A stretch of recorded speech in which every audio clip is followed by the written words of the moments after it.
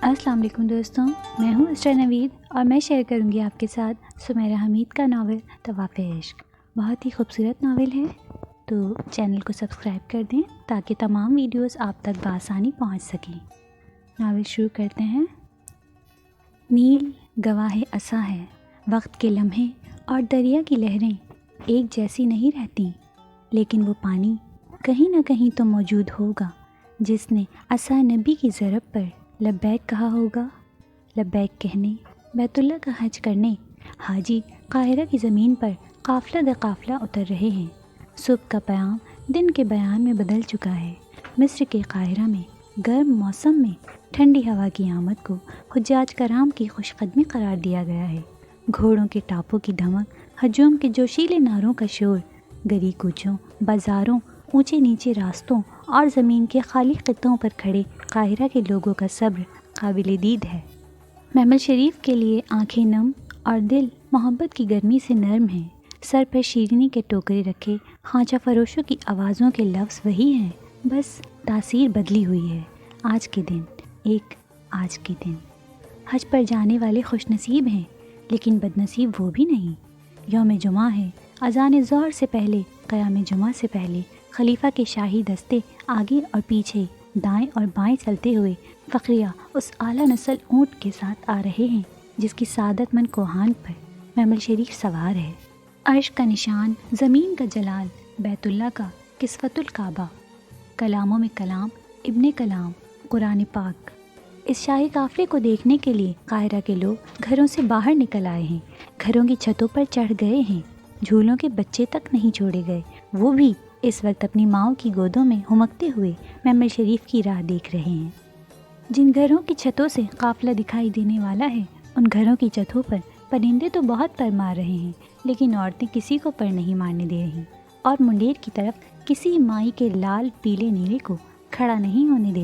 وہ صبح سویرے جاگی ہیں، اپنے کام ختم کیے ہیں، کپڑے بدل کر، خوشبو لگا کر، باوضو ہو کر چھتوں پر آ کر مطلوبہ جگہ پر قبضہ کیا ہے۔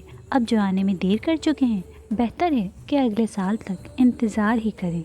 ہوا سے ان کی چادریں اور لباس کے دامن پھڑ پھڑا رہے ہیں۔ خطہ زمین پھولوں سے خالی ہو چکا ہے۔ قاہرہ والیوں نے اپنی جھولیاں پھولوں سے بھر لی ہیں۔ بیت اللہ کی دیواریں چومنے خوش نصیب جا رہے ہیں، لیکن بد نصیب وہ بھی نہیں ہے۔ خیر کو اپنے دامن میں سمیٹ کر بلدار سیڑھیاں چڑھ کر ہانپتے ہوئے وہ بھی چھت تک پہنچ چکی ہیں۔ ان کی جھولیاں بھی پھولوں سے بھری ہوئی ہیں، وہ بھی باوضو ہیں، خوشبو لگا کر دل میں رب کائنات کی تسبیح بیان کرتے ہوئے وہ بھی کاروان حج کے ساتھ جانے والے غلاف کعبہ اور کلام پاک کو دیکھنے کے لیے بےتاب ہیں۔ جنت، آمنہ اور عزیزہ۔ دن کے بیان میں حج پر جانے والے تبرکات کا قیام شامل ہو چکا ہے۔ موسم گرم ہے اور گرم ہی قاہرہ والیوں کا مزاج ہو رہا ہے۔ پتہ نہیں قاہرہ میں اتنی عورتیں کہاں سے نکل آئی تھیں۔ اوپر آسمان تو کھلا تھا، لیکن چھتوں پر دم گھٹ رہا تھا۔ منڈیر کی طرف کھڑی قاہرنیں جلالی، فسادی، جلی بھنی کبابی بنی ہوئی تھیں۔ انہیں ہاتھ لگانے کی دیر ہوتی تھی اور وہ بھڑک کر کونی دے مارتی تھیں۔ پیچھے والیاں ایڑیاں اچکا کر دیکھنے کی کوشش کرتے کرتے تھک گئی تھیں۔ وہ تینوں بھی اسی کوشش میں ہلکان ہو رہی تھیں، لیکن وہ ہلاک بھی ہو جاتی تو بھی انہیں محمل شریف دکھائی نہیں دے سکتا تھا۔ یہ الگ بات تھی کہ ان کی روح آسمان کی طرف پرواز کرتے ہوئے کچھ دیکھ لیتی۔ مہربانی ہوگی آپ کی، ذرا آگے کھسک جائیں، عزیزہ نے بڑی منت بھرے لہجے میں ضعیفہ سے کہا تھا۔ وہ قاہرہ میں تو پرانی تھی، لیکن ایسی چھتوں پر چڑھنے میں نئی تھی، ورنہ ایسی منت کرنے کی غلطی نہ کرتی۔ سے نرمی کی امید نہ رکھنا، سارا سال انتظار کیا ہے میں نے، آج جی بھر کر دیکھوں گی اور کسی کا لحاظ نہیں کروں گی، ضعیفہ نے روکھے انداز میں کہا۔ عزیزہ نے گردن موڑ کر جنت اور آمنہ کو دیکھا کہ اب کیا کریں۔ یہ ان کا چھٹا گھر تھا جس کی چھت پر وہ آئی تھیں۔ پچھلے 5 گھروں کی چھتوں پر بھی ان کے ساتھ یہی ہوا تھا۔ راستے کے اس اور اس طرف جتنے گھر دکھائی دے رہے تھے، سب کی چھتوں کا یہی حال تھا۔ درویش کا گھر شہر کے کونے میں تھا، وہاں سے محمل کو نہیں گزرنا تھا۔ جہاں سے گزرنا تھا وہاں کھڑے ہونے کی جگہ تو مل رہی تھی، لیکن جھک کر محمل دیکھنے کی نہیں۔ انہوں نے آنے میں دیر بھی نہیں کی تھی۔ پھر بھی ایک بار پھر سے عزیزہ نے آگے ہونے کی ناکام کوشش کی اور جواب میں بڑی عمر کی خواتین کے ہاتھوں کوہنیاں، دھکے دھموکے اور نوچ کھسوٹ کا وصول پائی۔ وہ ایسے تشدد کی عادی نہیں تھی، اس لیے ہکا بکا رہ گئی تھی۔ ایک نے تو اس کے بال کھینچ کر کہا تھا، مجھ بیچاری بوڑھی کو دیکھ لینے دو، تم تو جوان جہان ہو، ابھی تو بہت دیر تک زندہ رہو گی۔ میری کیا خبر، آج یہاں بیٹھی ہوں، اگلے سال قبرستان میں لیٹی ہوں، مجھ بڑھیا کو دیکھ لینے دو۔ آج اس بڑھیا نے قاہری جلاد بن کر کہا۔ یہ بات سنتے سنتے میں نانی بن گئی، میرے سیاہ بال سفید ہو گئے۔ لیکن تم ابھی تک نہیں مری خالہ، تم ہمیں مار کر نہیں مرو گی، لیکن ہمیں جلا کر ضرور مرو گی، کسی ایک نے جل کر کہا تو ساری عورتیں قہقہے لگانے لگیں۔ تم نے آب حیات پیا نہیں، لیکن سونگھا ضرور ہے، اب وہ پیالہ توڑ بھی ڈالو خالہ، تمہارے سر سے پھوڑ کر توڑ دوں، سب جلتی ہو مجھ سے۔ جلی ہوئی عزیزہ بھنا بھی گئی، اس کی چادر عورتوں کے ہجوم میں پھنس گئی تھی۔ اس نے چادر چھڑوانے کی کوشش کی، اسے زور لگا کر کھینچا تو وہ ریشم کی طرح پھسلی اور وہ دور جا گری۔ عورتوں نے ذرا کی ذرا پلٹ کر اسے دیکھا اور پھر سے ضعیفہ سے مذاق کرنے لگی۔ وہ اپنے گھٹنے مسلنے لگی تھی، جنت اور آمنہ کھی کر رہی تھیں۔ ساری تکلیفیں میں ہی سہوں، عورتوں کی ٹھونگے بھی کھاؤں اور تھپڑ بھی۔ اس کی کری کالی بھویں اس کے چہرے کی سب سے نمائشیں اس کی خفی کو ظاہر کر رہی تھیں۔ اس کی جھولی سے گر کر بکھرے پھول عورتوں کے غول سے الجھ کر گئی پوری کی پوری وہ۔ جنت کو اس پر بہت پیار آیا اور آگے بڑھ کر وہ اس کے پھول سمیٹنے لگی۔ میری بینائی کمزور ہے، میں دن کے اندھے پن کا شکار ہوں، مجھے جگہ دے دیں۔ آمنہ نے اس صفائی سے جھوٹ بولا تھا کہ گھٹنے مسلتی عزیزہ نے حیرت سے اسے دیکھا تھا۔ پھول سمیٹتی جنت کے ہاتھ ساکت ہو گئے تھے، وہ گردن کو خم دے کر حیرت پن سے دن کے اندھے پن کا شکار آمنہ کو دیکھ رہی تھی۔ میں رات کے بہرے پن کا شکار ہوں، مجھے دن کے اندھوں کی باتیں سنائی نہیں دیتی۔ اس کے آگے کھڑی عورتیں بھی جھوٹ کا منہ توڑنا جانتی تھیں۔ عزیزہ اور جنت کی ہنسی ایک دم سے چھوٹی تھی۔ او دن کے اندھے پن کا شکار لڑکی، ایسے ہولناک جھوٹ بول کر بھی جگہ نہیں ملی، ڈوب مرو۔ عزیزہ اپنے گھٹنے کی تکلیف پر صبر کر چکی تھی، کیا فائدہ ہوا زخمی ہونے کا، جھوٹ گھڑنے کا، کسی نے پھر بھی ہمدردی میں اسے آگے آنے کی جگہ نہیں دی۔ قاہرہ کی عورتیں پتھر دل ہیں۔ عزیزہ نے ایک آخری کوشش کی تھی عورتوں کو شرم دلانے کی۔ قاہرہ کی عورتیں دریا دل بھی ہیں، ڈبو ڈبو کر مارتی ہیں۔ ایک نے پلٹ کر اطمینان سے شرمائے بغیر کہا۔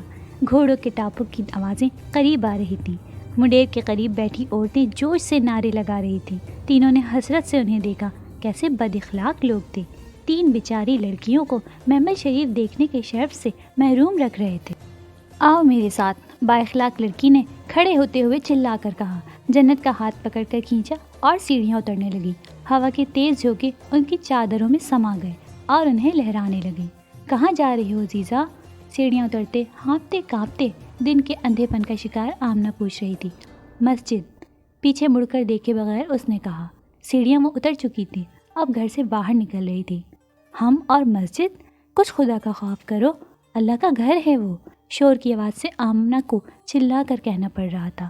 ہم بھی اللہ کے ہی بندے ہیں، دیکھنا سب سے بلند جگہ ملے گی ہمیں۔ پھول سیدھے محمل پر گریں گے۔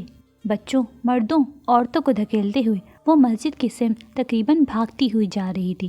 آوازیں بتا رہی تھیں کہ محمل بس قریب ہی ہے، آج کے دن میں یہی ہلاکت خیز گناہ ہوں گے۔ تیزی سے بھاگتے ہوئے وہ ایک محترمہ سے ٹکرا گئی جس نے جل کر کہا، مجھے معاف کر دیں۔ اس کے ایسے کٹیلے انداز پر عزیزہ ہنس دی۔ صبح سے اسے دھکے ہی مل رہے تھے تو دو چار اس نے بھی لٹا دیے، حساب برابر رکھنا چاہیے نا۔ دانت نکال کر مجھ سے معذرت کر رہی ہو، اور یہ تم کہاں بھاگی پھر رہی ہو؟ ہمیں کہیں جگہ نہیں ملی تھی تو ہم مسجد کی طرف جا رہی ہیں، شاید وہاں۔ آمنہ نے دانہ بنتے ہوئے کہا، جیسے یہ خیال اسے ہی تو آیا تھا۔ عزیزہ آمنہ کو گھورے بغیر نہیں رہ سکی تھی۔ بڑی چالاک ہو، یہ خیال مجھے کیوں نہیں آیا؟ پر میرے گھٹنے مجھے سیڑھیاں نہیں چڑھنے دیں گے، اور دیواریں پھلانگنے بھی۔ کہتے ہوئے عزیزہ اس کے قریب سے گزر کر جانے لگی، لیکن اس نے سن لیا۔ تم ہو کون؟ تمہیں پہلے کبھی یہاں نہیں دیکھا۔ نظر آمنہ اور جنت پر، سوال عزیزہ سے۔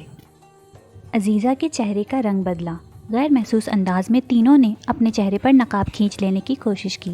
ان کے پاس جواب تو تھا لیکن جرأت نہیں تھی۔ وہ آج کے دن، محمل کو دیکھنے کے دن، حاجیوں سے بھرے قاہرہ میں تیار کاروان حج کے دن کیسے بتا دیتے کہ وہ کون ہے؟ کارواں کے ساتھ ہو، ہاں مہمان ہی لگتی ہو، وہاں جا کر میرے لیے بھی دعا کرنا۔ ہم کارواں کے ساتھ شامل نہیں ہیں، ہم وہاں کیسے جا سکتی ہیں بھلا؟ جنت نے اداس ہو کر کہا، جیسے مسجد کی طرف بھاگی جا رہی ہو، ویسے ہی اللہ کے گھر کی طرف بھی بھاگ کر چلی جاؤ۔ میری تو گھٹنوں نے بے وفائی کی، ورنہ میں تو کب کی جا چکی ہوتی۔ دوڑ کر صحرا پار کر لیتی۔ آنے والے وقت کے بہرے پن کا شکار لڑکی حیران ہوئی۔ میں تو اڑ کر آسمان بھی پار کر لیتی، بس کم ہمتی لے ڈوبی۔ تم یہ کم ہمتی نہ دکھانا، پتہ نہیں مذاق تھا یا صلاح۔ خاتون سنجیدہ تھی، خاتون دانا تھی، خاتون فرشتہ تھی، خاتون پیامبر تھی۔ سارا قاہرہ، سارا عالم کاروان حج کے ساتھ بیت اللہ جا سکتا تھا، لیکن وہ نہیں، وہ واقف حال تھیں۔ بچے مسجد کے قرب و جوار میں بھاگے پھر رہے تھے، نعرے لگا رہے تھے۔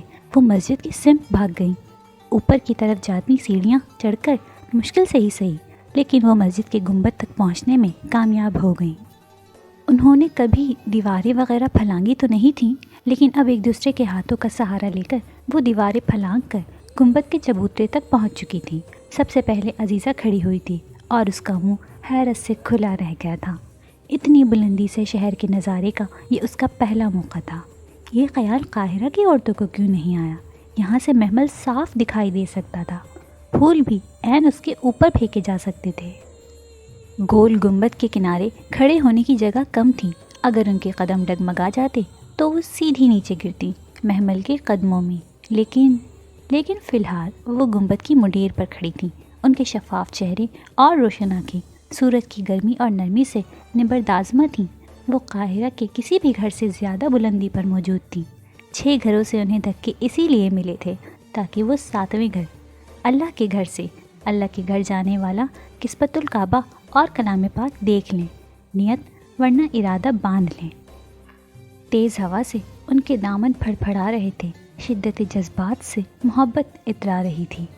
محمل شریف احرام مصر کی ساخت کا بنا ڈھانچہ، جس میں کلام پاک اور غلاف کعبہ ہوتا ہے۔ قاہرہ کا ہجوم اور شاہی دستے قریب آ رہے تھے۔ حج پر نصیب والے جاتے ہیں، جو پیچھے رہ جاتے ہیں وہ نصیب جاگ جانے کی دعائیں مانگتے ہیں۔ دور سے آنے والے پیچھے رہ جانے والوں کی آنکھوں کے قریب آ رہے تھے۔ غیر محسوس طریقے سے 3 چادریں کھینچ کر چہروں کو چھپا لینا چاہا۔ متبرکات کو ایسے کھلے منہ دیکھنے سے انہیں شرم آئی۔ انہیں یقین تو حاصل تھا، لیکن شک بھی ان کے ساتھ تھا کہ وہ ان متبرکات کو دیکھ سکتی ہیں اور نہیں بھی۔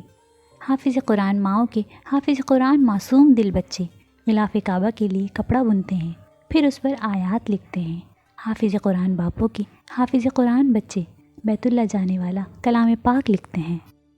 ایسی حفظ محبت سے، ایسے والہانہ سیاہ رنگ عشق سے آنکھیں چار کرنے سے انہیں شرم آئی، لیکن تینوں کی نظریں ایک ساتھ محمد شریف پر پڑی تھی۔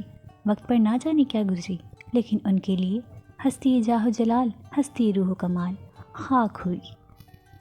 نبیوں کی سواری، عاجزی کی نشانی۔ چوپایوں میں درویش چوپائے اونٹ نے سر اٹھایا، انہوں نے سر جھکایا اور دیکھا، وہ قاہرہ سے ہی تھی، لیکن شہر کے دوسرے کنارے سے۔ انہوں نے کبھی محمل کو دیکھنے کا گناہ نہیں کیا تھا۔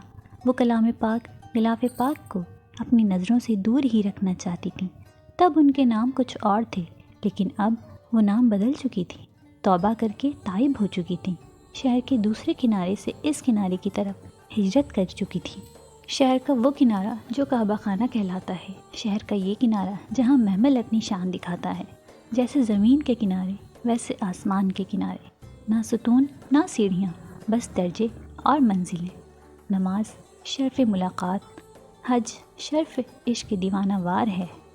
کلام پاک، غلاف پاک نے ان کی بے نور آنکھوں کو نور نور کر دیا تھا۔ قاہرہ کے رہنے والوں کی آوازیں حمد و ثنا سے معطر تھی، وہ بھی زیر لب حمد و ثنا کر رہی تھیں، دیوانہ وار پھول پھینک رہی تھیں۔ سبحان اللہ، بے ساختہ آمنہ نے تعریف کی۔ الحمدللہ، جنت نے اب جانا تھا کہ شکر کا لمحہ کب آتا ہے۔ انشاءاللہ، عزیزہ نے دل کی دعا روح کی نیت پر کہا۔ انہوں نے زندگی میں کبھی ایسی خوشی حاصل نہیں کی تھی جو وہ اس وقت کر چکی تھی۔ جب تک محمل نظروں سے اوجھل نہیں ہو گیا، وہ وہیں کھڑی رہیں۔ پھر تینوں ایک ایک کر کے گنبد کے چبوترے سے کود گئیں۔ نماز جمعہ کا وقت ہونے والا تھا، مسجد میں نمازیوں کی تعداد بڑھنے لگی تھی۔ تم سب کہاں سے آ رہی ہو؟ وہ مسجد کی سیڑھیاں اتر کر وضو کے لیے حوض کی سمت جا رہی تھیں کہ مسجد کے خادم نے حیران پریشان ہو کر کہا، ہم اوپر تھیں، محمل شریف دیکھنے گئی تھیں۔ عزیزہ جرت مند تھی، حق پر بھی تھی۔ خادم کا منہ بن گیا، یہ مسجد ہے، احرام نہیں کہ تم کودتی پھلانگتی اوپر چڑھ جاؤ۔ یہ اللہ کا گھر ہے اور اللہ کے گھر پر اس اللہ کے ہر بندے کا حق ہے۔ ہم نے مسجد کے کسی بھی حصے کی بے حرمتی نہیں کی۔ خادم حیران عزیزہ کو دیکھ رہا تھا۔ تمہاری زبان قینچی کی طرح چل رہی ہے، یہ قینچی تمہیں کاٹ نہ دے، ذرا پیچھے ہٹ جاؤ، ہمیں نماز بھی پڑھنی ہے۔ جنت دونوں کے درمیان میں سے جگہ بناتے ہوئے حوض کی سمت بڑھ گئی۔ مسجد میں حج پر جانے والے نمازیوں کی تعداد زیادہ تھی، عورتوں کا حصہ بھی کھچا کھچ بھرا ہوا تھا۔ وہ تینوں ایک ایک کو غور سے دیکھ رہی تھی۔ آپ تو بہت خوش ہوں گی نا؟ نماز جمعہ کے بعد وہ ایک سیاہ فام عورت کے پاس آ کر بیٹھ گئیں۔ پوچھے بغیر رہا نہیں گیا تھا۔ عورت عاجزی سے ہنس دی۔ الحمدللہ، کیا نام ہے تمہارا؟ میرا نام عزیزہ ہے، میں ایک بہادر لڑکی ہوں۔ یہ جنت ہے، اس جیسی ڈرپوک لڑکی پورے مصر میں نہیں ملے گی۔ اور یہ آمنہ ہے، یہ کسی نہ کسی بیماری کا شکار رہتی ہے۔ کچھ دیر پہلے یہ اندھے پن کا شکار تھی، کچھ دیر بعد یہ لنگڑے پن کا شکار ہو جائے گی۔ یہ صورتحال کے ساتھ ساتھ اپنی بیماریاں بدلتی ہے۔ ویسے اس کی سب سے بڑی بیماری اس کا انسان ہونا ہے۔ عورت کتنی ہی دیر تک ہنستی رہی۔ بہنیں ہو؟ نہیں، سہیلیاں۔ بہت خوش قسمت ہیں آپ، ایسا کریں مجھے بھی اپنے ساتھ لے جائیں، عزیزہ نے جھجکے بغیر کہا۔ میرے اختیار میں ہو تو میں ایک ایک مسلمان کو اپنے ساتھ لے جاؤں، وہاں جا کر میں تم تینوں کے لیے دعا کروں گی، تم تینوں کا نام لے کر کروں گی۔ جب میرے گھر کے سامنے سے قافلے گزر کر جایا کرتے تھے تو میں بھی چلا چلا کر ہر ایک سے کہتی تھی کہ ام ہانی کا نام لے کر دعا کرنا کہ وہ اللہ کے گھر کا سفر اختیار کرے۔ میں نے اور میرے شوہر نے 9 سال مٹی کے برتن بنائے ہیں، پھر بھی کسی قافلے کے ساتھ آنے کی جرت نہیں کر سکے۔ ہم نے اپنے پیٹ نہیں کاٹے، نفس کاٹے ہیں۔ ایک بار سب چوری ہو گیا تھا، میرے جانور مر گئے، بارشوں نے گھر تباہ کر دیا۔ یہ 10واں سال تھا۔ پھر 11ویں سال میں نے اسباب کے بجائے اعمال جوڑنے شروع کر دیے۔ میں نے ضد کے گھڑے کو چاہت کے پانی میں بدل دیا، سفر کے شوق کو محبت کی لبیک میں، اور ایسے میرا قرا نکل آیا۔ میرے شہر کی صاحب حیثیت عورت نے میرا سفر خرچ ادا کیا ہے۔ وجہ کوئی بھی بنے، حکم بس ایک کا ہی چلتا ہے اور تبھی سب ہوتا ہے۔ محبت کا لبیک، حکم، عمل، چاہت کا پانی۔ سب سوال اور سب جواب ختم ہو گئے۔ تینوں چپ چاپ مسجد سے باہر آ گئی تھیں۔ بازار سے ہو کر، گلیوں سے گزر کر، شہر کے اجاڑ کنارے پر آباد درویش صرف گھر کی سمت۔ میدان میں بچے پرزی شیطان کو کنکریاں مار رہے تھے۔ میں حج پر جانا چاہتی ہوں، چلتے چلتے رک کر عزیزہ نے کہا۔ وہ ہمارے رب کا گھر ہے، اس پر ہمارا بھی حق ہے۔ ہم صاحب اعمال نہیں ہیں عزیزہ، ہم صاحب گناہ ہیں۔ آمنہ کو عزیزہ کی بات سن کر حیرت ہوئی تھی۔ ہمارا ماضی ہمارے فرائض کے راستے میں کھڑا نہیں ہو سکتا۔ توبہ میری ڈھال بن چکی ہے، اس پر مایوسی کا ہتھیار نہ چلاؤ۔ ہم بھی کسی عام انسان کی طرح ہیں۔ ماضی ہمارا انجام طے نہیں کر سکتا، وہ ہمارا سامان سفر تباہ و برباد نہیں کر سکتا۔ دونوں اس کی شکل دیکھ رہی تھی۔ میں نے اس رب کے لیے سب کچھ چھوڑ دیا، اس نے مجھے ہدایت دی تو میں نے بھی لبیک کہا۔ میرے گناہ سیاہ سمندر، اس کا رحم بے کنار بحر۔ میرے گناہ زمین سے آسمان، اس کی بخشش 7 آسمان۔ بے شک، آمنہ نے بے ساختہ کہا، کیا تم دونوں نے بھی یہی نہیں کیا؟ میرا حسن جو چاند کا ٹکڑا تھا، میں نے اسے کمتر سمجھا تو کس لیے؟ محلوں سے نکل کر خود کو خاک کیا تو کس لیے؟ کس چیز نے مجھے ایسے بدرنگ پھٹے پرانے کپڑے پہننے پر مجبور کر دیا؟ وہ کیا ہے جس کے آگے ریشم و کم خواب بے حیثیت ہیں، ہیرے جواہر پتھر کے ٹکڑے ہیں؟ کھیل کود کرتے بچوں کے شور کی وجہ سے اسے اپنی آواز بلند کرنی پڑی تھی۔ دونوں خاموش تھیں۔ کیا یہ سب میں نے اپنے رب کے لیے نہیں کیا؟ راہ حق پر چلنے کے لیے میں نے ایک بار بھی پلٹ کر پیچھے نہیں دیکھا۔ کسی چیز کے لالچ نے میرا دامن نہیں کھینچا۔